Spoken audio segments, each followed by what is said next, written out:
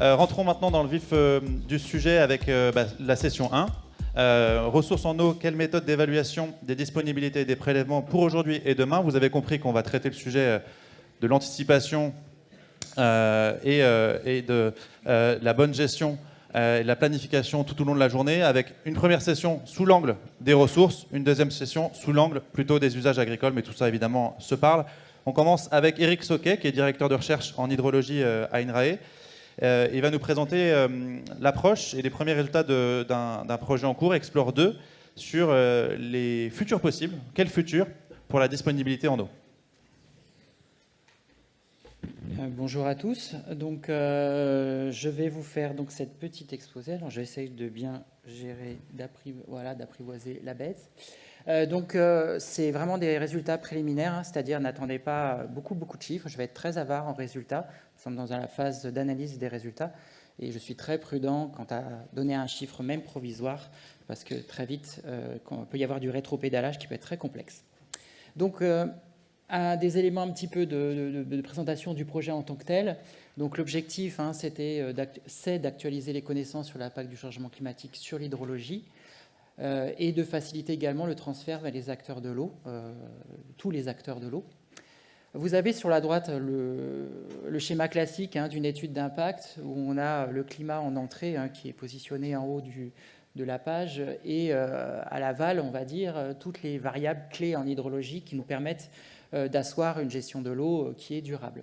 Donc, en l'occurrence, les débits et les niveaux piézométriques dans le cas de cette étude, mais il y aura également d'autres variables. Mais principalement, ce sont les variables clés.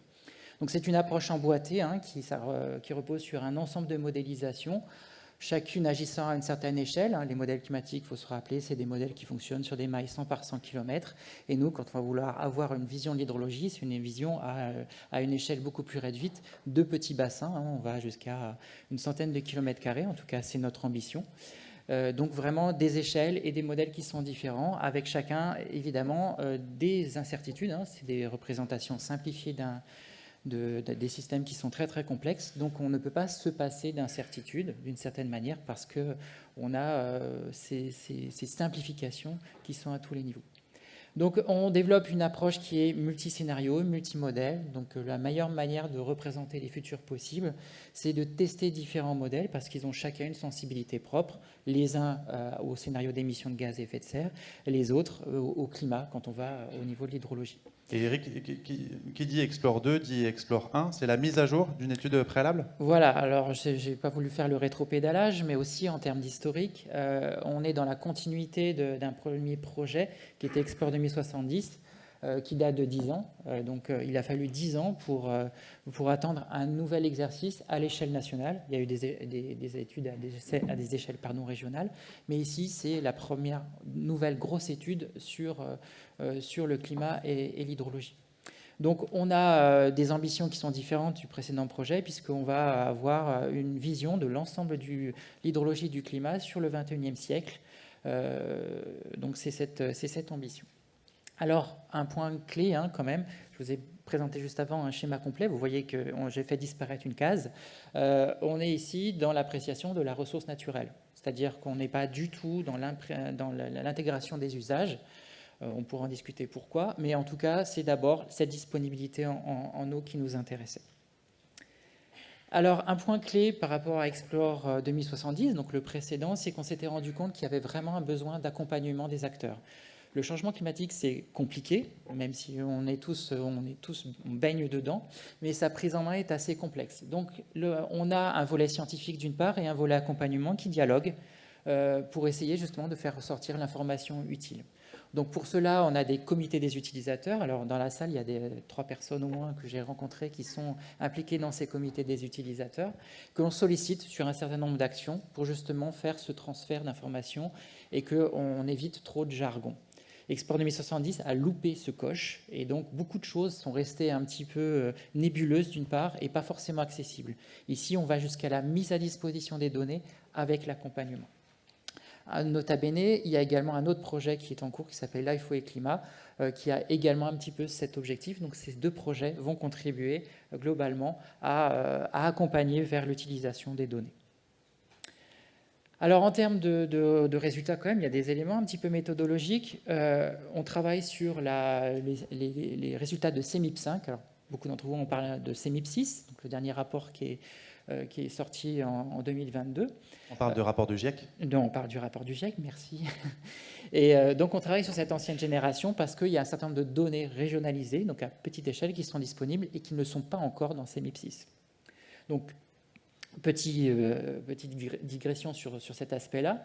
On utilise des scénarios d'émissions de gaz à effet de serre qui sont plus ou moins émetteurs. Là, RCP 2.6 qui est le moins émetteur jusqu'au plus émetteur 8.5. Et donc, on va produire dans le cadre du projet une vision des principales variables climatiques, précipitation, température par exemple, sur une grille 8 par 8 km qui couvre l'intégralité de la France. Vous aurez des chroniques à disposition de précipitations et températures sur chacun de ces points et sur lesquels vous pourriez travailler. Donc, qu'est-ce qu'on a fait dans le cadre du projet? On a réfléchi sur quel modèle on utilise. On a également réfléchi sur des méthodes de correction parce qu'on est obligé d'intégrer des méthodes de correction dans la dernière phase de construction des projections régionalisées. Et on a déjà produit un premier rapport qui est disponible sur le site du projet. Voilà ici un petit peu cette vision. Alors donc quelques résultats. Vous avez représenté sur ces trois graphiques successivement les changements sur la variable température et précipitation. Précipitation c'est sur l'axe des abscisses et température c'est l'axe des ordonnées. Sous RCP 8.5 en fin de siècle et agrégé à l'échelle de la France. Donc ce que l'on peut voir, alors je ne sais pas si je vais avoir, oui, c'est ici à l'échelle de l'année. Vous avez en gros des changements de précipitation qui s'échelonnent en moyenne entre moins 10% et plus 10% à l'échelle de la France. Et en termes de température, de l'ordre de plus 3 degrés jusqu'à plus 5,5 degrés. Ça, c'est le constat à l'échelle de l'année. Et évidemment, quand vous regardez les saisons, vous avez des contrastes qui émergent, avec notamment pendant la période hivernale, quand vous regardez les changements de précipitation, une tendance plutôt à avoir plus de précipitations pendant la période hivernale, je répète, agrégée à l'échelle de la France. Et quand on va plutôt en été, une diminution de les précipitations pendant la période estivale. Et puis les températures, des contrastes, des changements beaucoup plus profonds en termes de température pendant l'été que pendant l'hiver. Donc ça, c'est nos données qu'on a déjà ici un peu traitées. On est évidemment dans la phase d'analyse d'indicateurs climatiques plus précis en dehors de ces moyennes à l'échelle nationale. Et on est dans la rédaction d'un second rapport qui sera bientôt diffusé sur les changements qu'on a pu simuler. En termes d'hydrologie, on est à l'aval de la production du climat. Tous ces forçages climatiques vont alimenter nos modèles hydrologiques. On a 9 modèles hydrologiques qui sont mobilisés, pour certains à l'échelle de la France, pour d'autres à des échelles régionales. On a également un modèle, la plateforme AQFR, qui est là pour nous donner une vision des niveaux piézométriques. Et puis, on a également une estimation de la recharge potentielle à l'échelle de la France. Je précise bien, je reviens sur ce qui est écrit en deuxième ligne, on est dans une hydrologie de référence sur laquelle on peut bâtir des scénarios de prospective. Donc actuellement, on a évalué les modèles, on a produit un certain nombre de données, on est dans le cours d'analyse. On a également un certain nombre d'informations qui sont disponibles sur le site.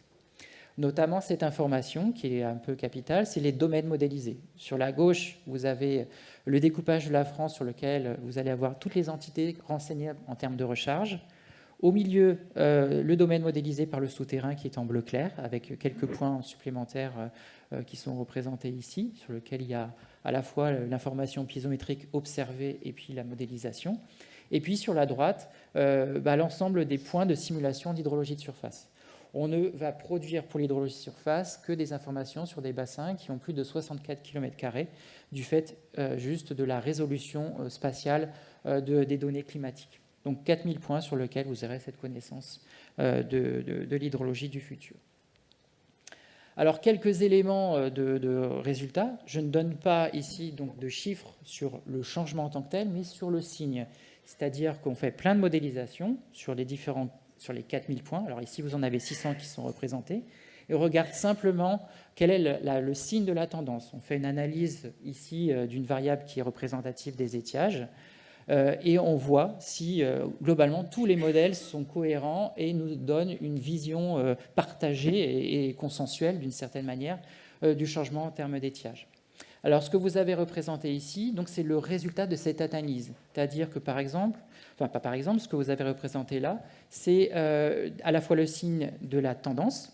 Quand c'est marron, c'est négatif, ça veut dire que vous avez une diminution. Quand c'est en vert, c'est que vous avez à l'inverse une tendance à l'augmentation quand vous regardez les simulations. Et plus l'intensité est forte, plus vous avez une convergence de l'ensemble des modèles. Donc ça, c'est sous RCP 8.5 le plus émetteur. Ce que l'on voit, c'est globalement que le signal est plutôt à la baisse sur l'intégralité du territoire. Ce que l'on perçoit quand même, il y a des petites disparités, notamment autour du bassin parisien. Alors pourquoi ? C'est un comportement très particulier du bassin parisien, puisqu'il y a un comportement une alimentation forte par les nappes. Et de ce fait-là, il y a une sorte de compensation entre des étés plus secs et puis un hiver a priori plus pluvieux et une contribution à la recharge qui va bénéficier in fine aux étiages estivaux. Voilà les résultats à l'échelle globale. Alors, au-delà, là je ne vous ai pas parlé d'incertitude, là je vais essayer un petit peu d'introduire ces éléments-là. On a eu beaucoup de réflexions au sein du projet pour savoir comment communiquer les incertitudes. Alors aujourd'hui, on s'est dit, au lieu de donner à voir des distributions statistiques qui n'ont pas forcément un sens, c'est simplement d'essayer d'identifier 4 trajectoires climatiques qui sont possibles sur le territoire, suffisamment contrastées. Alors ici, pour ceux qui se rappellent du précédent, des diagrammes que j'ai présentés tout à l'heure, on a choisi des 4 trajectoires qui sont un petit peu aux antipodes les unes des autres. Ici, vous voyez ces 4 trajectoires qui sont représentées par des points de couleur. Ceux qui sont plus secs que les autres, plus humides que les autres.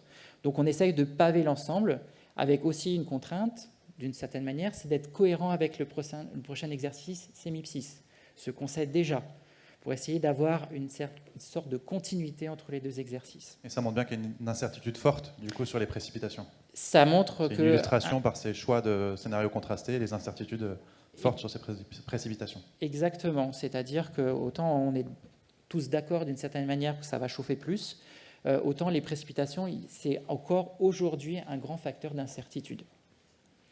Alors voilà un petit peu sur le narratif chaud et sec, donc celui qu'on a pris vraiment qui était un petit peu a priori très contraignant hydrologiquement. Par narratif, vous entendez les 4 scénarios choisis. Exactement, les 4 scénarios choisis. Donc vous avez sur la gauche la vision de la température et du changement de température. Donc vous voyez qu'on a quand même des contrastes à l'échelle de la France. Et puis ici, vous avez les écarts relatifs entre aujourd'hui et la fin de siècle sur des variables d'étiage et des variables de débit. Donc de la même façon que j'ai présenté tout à l'heure, là ici c'est le changement annoncé sur l'ensemble du territoire. Donc on a une zone marron, donc signe d'un changement qui est conséquent et en termes de ressources.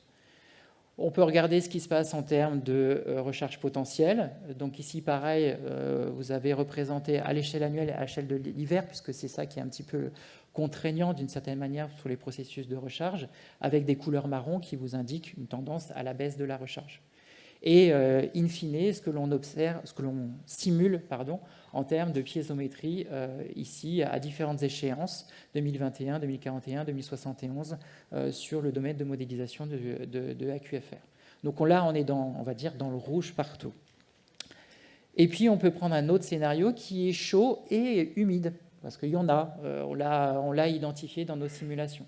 Alors là, vous avez des choses qui sont un petit peu différentes. Certes, on reste dans le rouge pour la température, pas de surprise. En termes de débit annuel, voilà les changements que l'on peut simuler avec cette projection. Un nord de la France qui va bénéficier des apports pluvieux plus importants. Et puis des étiages qui, malgré tout, le caractère humide, les effets de compensation font que finalement, les étiages, c'est toujours un petit peu dans le rouge. On précise que là, il n'y a pas d'analyse de la variabilité intra-annuelle. On n'a pas du tout, c'est juste des tendances, des macro éléments à l'échelle annuelle. C'est-à-dire que vous avez évidemment la tendance de fond qui est donnée par le changement climatique, où là-dessus va se greffer des variabilités du climat qui vont exister toujours, et une nécessité d'une résilience à des événements extrêmes qui peuvent apparaître beaucoup plus conséquents que la moyenne que je vous montre là.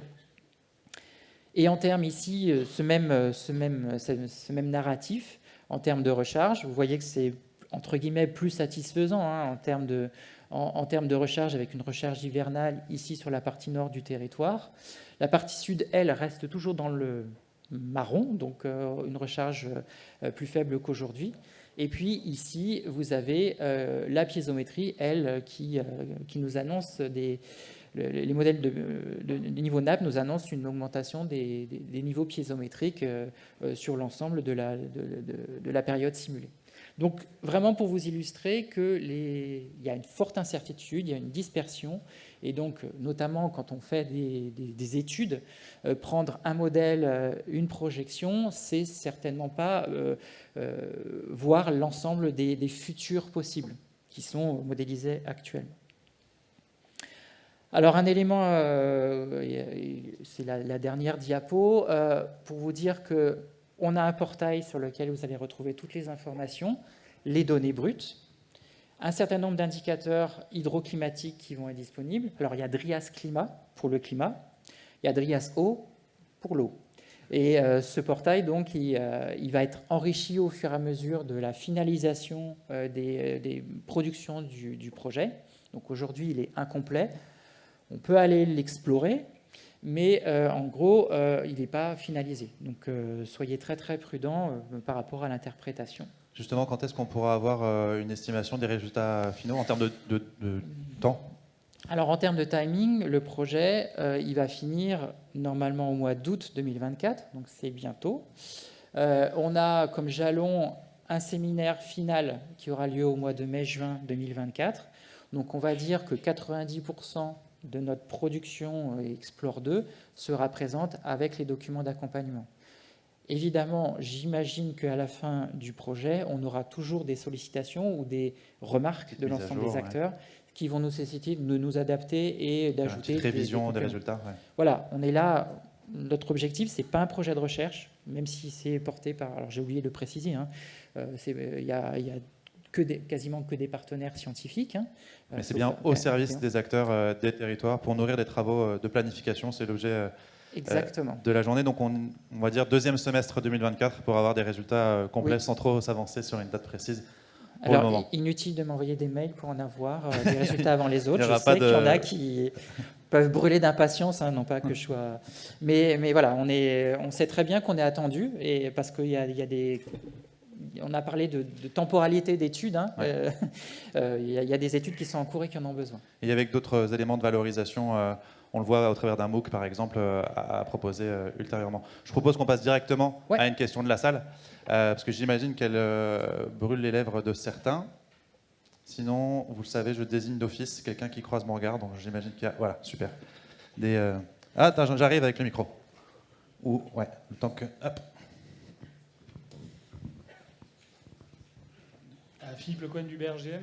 J'ai juste une petite question de clarification. Les deux scénarios, chaud et humide, chaud et sec, c'était du RCP 8.5 dans les deux cas? Juste oui, on est dans du 8.5, donc vraiment le plus émetteur, parce que c'est là où on voit les plus grands contrastes, d'une certaine manière. Parfait. Une autre question, monsieur? Juste là. Et puis après, on pourra peut-être prendre une question rapide des gens en visio. Non, il n'y a pas de question. Oui, je l'ai vu sur la dernière dia évoquer le problème de la neige. Comment va évoluer cet équilibre entre neige et pluie? On va pas, entre guillemets, le simple fait de réchauffement va modifier la constitution et la fonte du manteau neigeux. Alors, j'avais regardé sur certains cours d'eau qui sont notamment intermédiaires en moyenne montagne.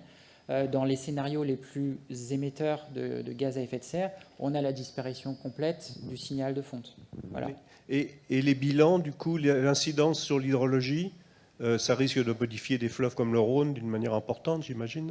Oui, alors le secteur de montagne, de fait même de cette dépendance à la neige, ça va être des profonds changements, que ce soit écosystémiques ou en termes de gestion.